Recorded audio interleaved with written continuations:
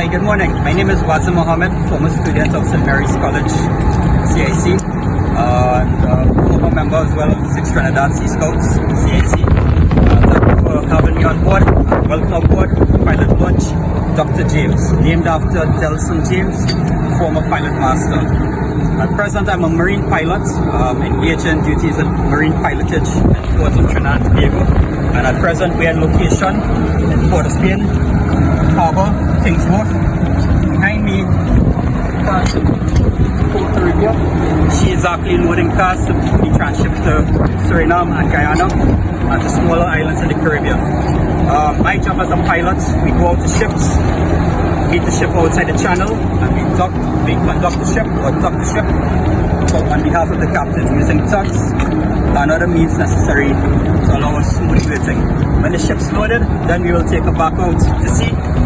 Normally the pilot would take me across the water.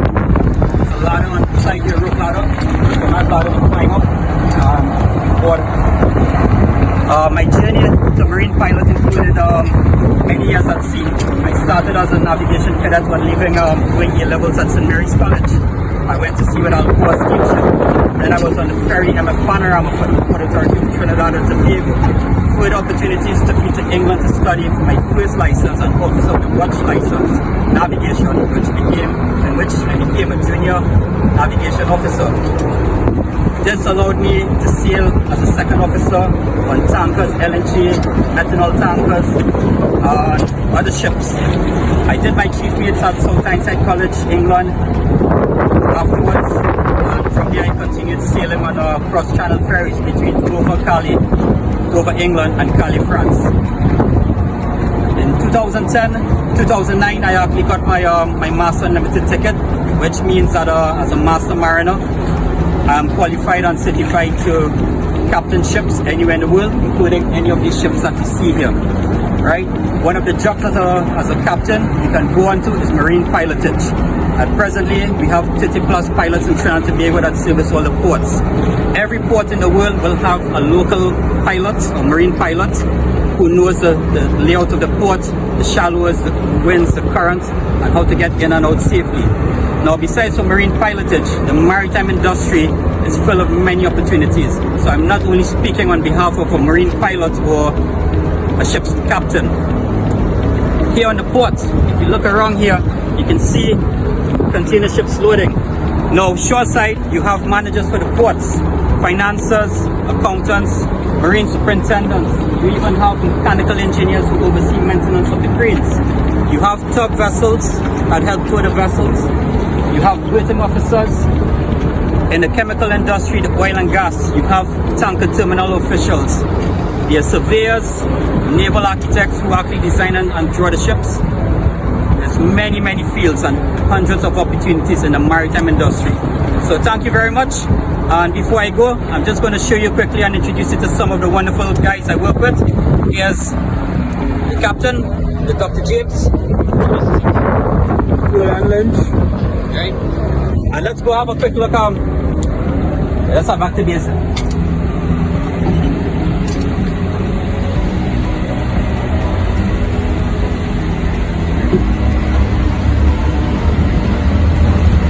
Once again, thank you very much and have a great day. Hi, good day. My name is Matthew Sylvester and I'm here today to talk to you about project engineering and project management. So a bit of background on me, I studied mechanical engineering and economics as undergrad and mechanical engineering master's degree as well. And I've been working with Shell for the last 12 years. So what is project management all about? Project management pretty much takes a concept that was developed at earlier phases in a specific life cycle, and that concept ultimately is meant to deliver, in the case of the energy industry, hydrocarbons from the ground all the way through to end user markets. Right now, that could be international markets, that could be domestic markets like power generation and so on. Doesn't really matter, right? But it has to be done economically and it has to be done safely. So the project manager is meant to take that concept and pretty much engage internal and external stakeholders to deliver the value that's intended from that concept. So let's get into specifics. So most recently, I was working on a Colibri project, and what that Colibri project did is there were 4 wells that were drilled on the north coast of Trinidad. A 93-kilometer long pipeline was connected to those 4 wells, and the hydrocarbons from those wells were ultimately fed through an existing facility and onto the LNG facility at Atlantic at Point Fortin. So what was the project manager's role? The project manager's role is pretty much to take all of the resources required, and that means engaging with the local government, that means engaging with environmental agencies, construction teams, engineering design teams, drilling teams, legal, commercial, you name it, right? But that responsibility rests with the project manager to actually take that concept with all the constraints that I've already articulated and then delivering the value that's intended. Okay, so how do you get into this type of area? The most appropriate way, I would say, is to ground yourself in a particular engineering field. It doesn't actually matter which one, but it really does help to have some sort of technical strength in a particular area that you could then take to deliver big budgets, big scope, right? And it's quite difficult to do that if you're not grounded in a specific engineering discipline, right?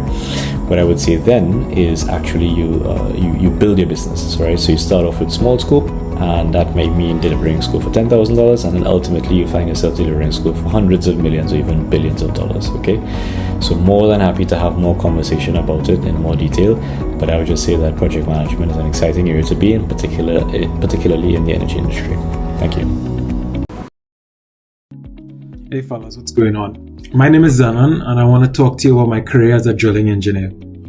So drilling engineering is a subset of petroleum engineering, and we're responsible for designing and managing the execution of oil and gas wells that provide access to reserves of natural resources located in rocks thousands of feet below the surface of the earth.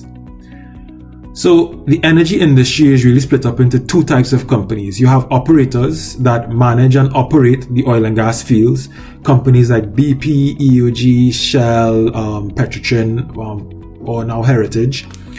And you have service companies that provide the services required to operate these oil and gas fields. Companies like Schlumberger, Halliburton, Baker Hughes. And I'm sure you've heard of a couple of these companies before. Now, both operators and service companies require drilling engineers. So that's where we tend to be employed. I spent about 9 years of my career working with BP right here in Trinidad as a drilling engineer in various capacities. So what's the path to become a drilling engineer? So there is no degree in drilling engineering. As I said before, it is a subset of petroleum engineering. So the companies tend to take in engineering graduates from various backgrounds. Most of my colleagues had first degrees in either mechanical engineering, petroleum engineering, or chemical engineering. And then the companies train them up in-house to become drilling engineers. And that's exactly what happened with me. After I finished my studies, I did a BSc in mechanical engineering and an MSc in petroleum engineering. I joined BP and was trained up to be a drilling engineer through a combination of courses delivered while I was relocated in Houston and spending time on various drilling rigs learning the operation. So there are many things I like about my career, but if I had to choose 3, one would definitely be the complexity and the uniqueness of the field. So no 2 projects that I've worked on are the same, and each one had its unique challenges that I'm forced to now develop ways to overcome. So I have worked on shallow, relatively benign wells to drilling some of the deepest wells in Trinidad, and the constant challenges energize me to continuously learn and improve as an engineer.